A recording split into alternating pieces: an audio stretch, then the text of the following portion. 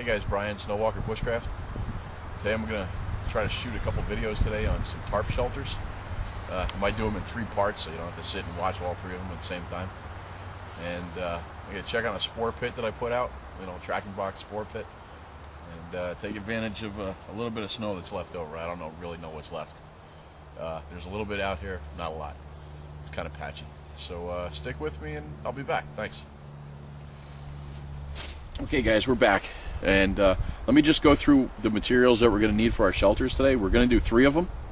Okay, we need our tarp, obviously. That's our shelter. We need stakes. Okay, we need something to pound them in. If I didn't have this, I'd probably just make a rabbit stick or just a baton, take out my saw, cut it, and use it. And this is a new piece of kit that I'm actually carrying right now.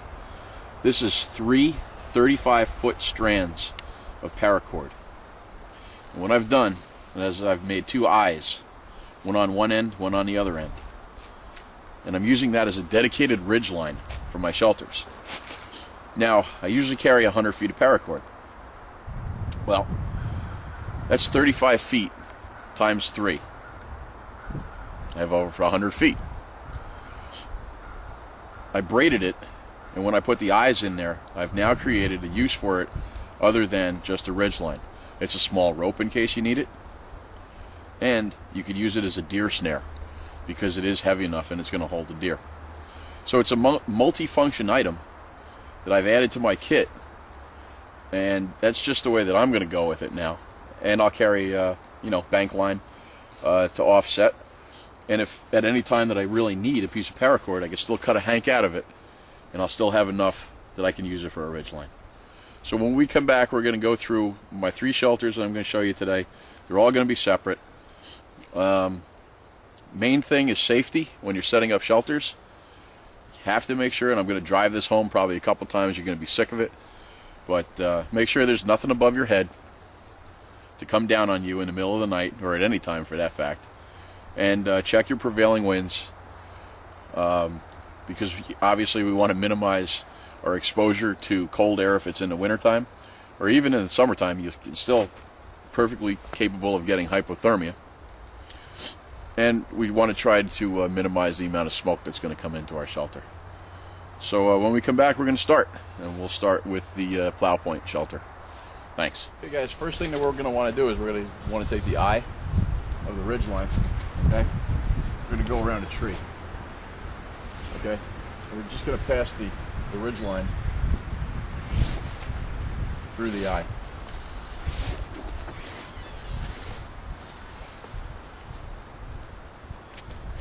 Okay, we want it to be about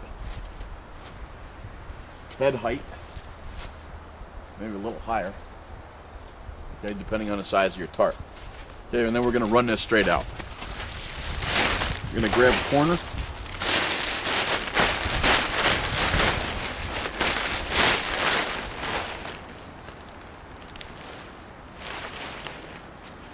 We're going to take a bite. Okay. Run it through either the tab or the grommet. Okay.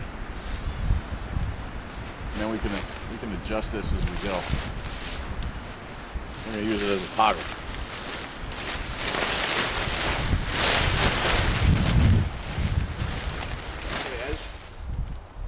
Took our bite, okay? We put a stick in here, just a twig, just to hold it in, so it's adjustable. We're going to run our ridge line.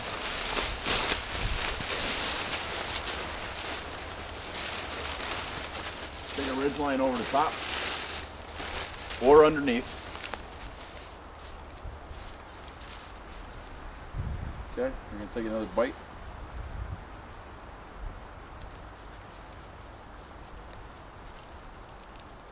Remember, it is adjustable. Okay. Let's take another twig. Okay. And then we're going to bring it straight back. Once we have the ridge line set, okay, we're going to come back here. We're going to drop a stake in. Okay? Now, we're always worrying about whether or not we're going to hit our hands. Sometimes our aim might be a little bad.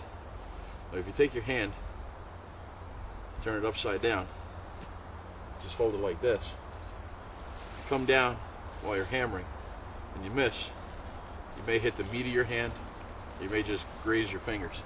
Okay, it's better than sitting there and having somebody hit your hand or you hit your hand yourself.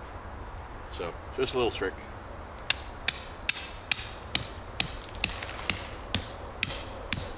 Okay, drop that in. Okay. And then tie a taunt line hitch.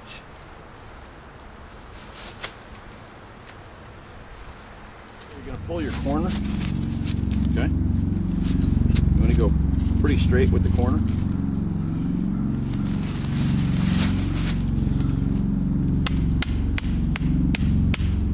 Drop in your stake.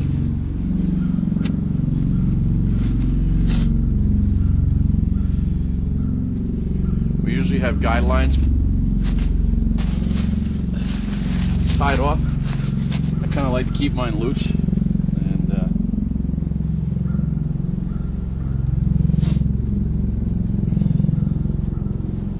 just put it in like this.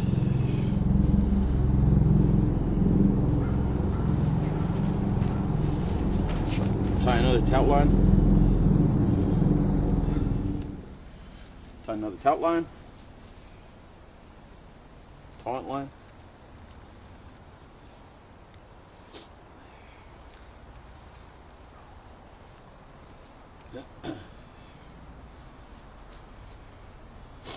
Okay.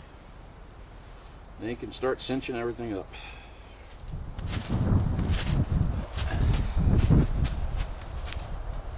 Okay guys, so this is a Plow Point shelter with a tarp. Okay, learned this at the Pathfinder school. What's nice about this is you can adjust the opening for the bottom of the tarp. This way, if you want to have nice airflow going through, or if you want to shut it down, you can do that too. It's almost like it's half a teepee. You can adjust and raise. You can put the ridge line on the outside, you can put the ridge line on the inside. I don't think it really matters, but if you run it on the inside, you probably want to put a drip line in there. Steve Davis taught me about that trick, because I'd probably have a wet head if I didn't. So, here's a Plow Point shelter. So thank you for your views and your comments, and until the next one, take it easy.